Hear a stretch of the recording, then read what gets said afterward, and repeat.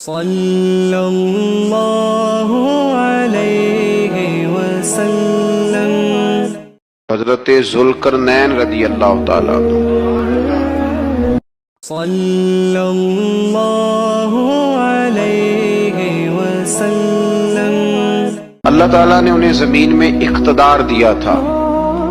4 لوگ دنیا میں ایسے ہو چکے ہیں جنہیں اللہ تبارک و تعالیٰ نے پوری دنیا میں اقتدار دیا، ایک وقت میں پوری دنیا کا ایک ہی بادشاہ۔ 2 مسلمان تھے، 2 کافر۔ مسلمانوں میں حضرت سلیمان علیہ السلام اور جناب ذوالقرنین علیہ السلام، اور کافروں میں بخت نصر اور نمرود۔ یہ 2 لوگ ہیں جنہیں اللہ نے پوری دنیا میں اقتدار دیا، اور پھر اس کے بعد آنے والے وقت میں اللہ تعالیٰ امام مہدی کو سارا اقتدار عطا فرمائے گا پوری دنیا کا۔ حضرت ذوالقرنین کے بارے میں 2 روایات ہیں، ایک تو یہ ہے کہ وہ نبی تھے اور ایک یہ ہے کہ نہیں وہ ولی تھے، لیکن مجھے حضرت مولا علی شیر خدا رضی اللہ تعالیٰ عنہ کا قول ملا ہے جس میں آپ نے فرمایا ہے کہ نہیں وہ نبی نہیں تھے، تو اس لیے میرا نظریہ یہی ہے کہ وہ اللہ کے ایک نیک بندے تھے۔ اللہ نے انہیں پوری زمین میں اقتدار دیا۔ وہ ایک مہم پہ نکلے، ان کا ارادہ بنا کہ میں ذرا دنیا کا چکر لگاؤں، تو انہوں نے سفر شروع کیا کہ میں دیکھوں ذرا سورج غروب کہاں ہوتا ہے۔ تو فرماتے میں پہنچا، بڑا گیا، لیکن میں اس مقام تک پہنچ گیا جہاں سورج غروب ہوتا ہے، تو پھر میں نے دیکھا کہ ایک سیاہ کنواں ہے جس کے اندر جا کے وہ چھپ گیا ہے، لیکن رب کریم کی اس حقیقت تک میں پہنچ سکا نہیں۔ پھر آپ فرماتے ہیں کہ میں آگے نکلا تو مجھے ایک قوم کے بارے میں بتلایا گیا جو بڑی خونخوار قوم تھی، بڑی خونخوار، اس کو یاجوج اور ماجوج کہا جاتا ہے۔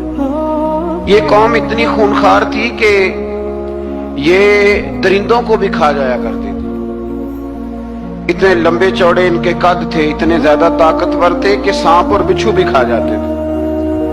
یہ نکلا کرتے تھے سبزے کے دنوں میں تو ساری کھیتیاں اجاڑ جاتے تھے، ہر چیز تباہ کر جاتے تھے، حتیٰ کہ انسانوں تک کو کھا جاتے تھے۔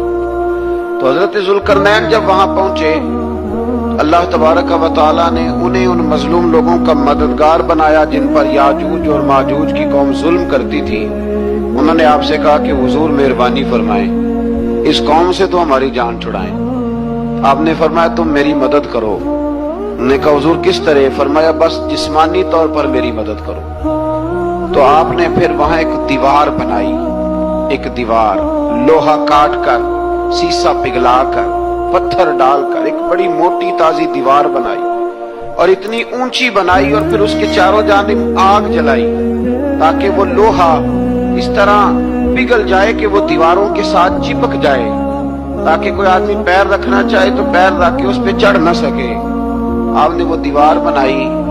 اب اس قوم کا حال یہ ہوا کہ وہ اس کے اندر قید ہیں، وہ صبح جب اٹھتے ہیں تو اس کو توڑنا شروع کرتے ہیں، توڑتے رہتے ہیں، تو جب شام ہوتی ہے تو ان میں سے ہر روز ایک شخص کہتا ہے اتنی رہنے دو، باقی کل کریں گے۔ لیکن جب وہ سویرے اٹھتے ہیں تو اللہ تعالیٰ اس دیوار کو پھر سے مضبوط فرما دیتا ہے۔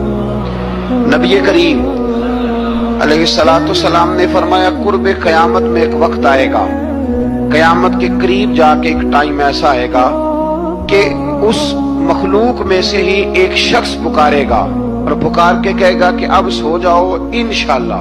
اللہ ان کی زبان پہ جاری کہے گا اب سو جاؤ اور سویرے انشاءاللہ یہیں سے شروع کریں گے۔ تو فرمایا وہ چونکہ انشاءاللہ کہیں گے تو پھر اللہ تبارک و تعالی اگلے دن اس دیوار کو وہیں پہ رکھے گا جہاں رات کو انہوں نے اسے چھوڑا تھا۔ اگلے دن وہ توڑیں گے تو دیوار ساری ٹوٹ جائے گی، اور پھر مسلمان کی طرف وہ بڑھیں گے، وہ قتل و غارت کریں گے، پھر سے وہی درندگی کریں گے۔ تو پھر حضرت عیسیٰ علیہ السلام ان کے لیے دعا کریں گے۔ وہ دعا کا یہ حال ہوگا کہ ان کے وجود پر کچھ ایسی چیزیں برآمد ہوں گی جن کی وجہ سے وہ مر جائیں گے، ختم کر دیے جائیں گے۔ اس کے بعد پھر اللہ تبارک و تعالیٰ نے سورہ کہف کی آخری آیات میں فرمایا 7 سمندر ہوں اور ان جیسے اور بھی آ جائیں، اور مل کر وہ روشنائی بن جائیں، تو میرے رب کے کلمات ختم ہونے سے پہلے سمندر ختم ہو جائے۔ صلی اللہ علیہ وسلم۔ صلی اللہ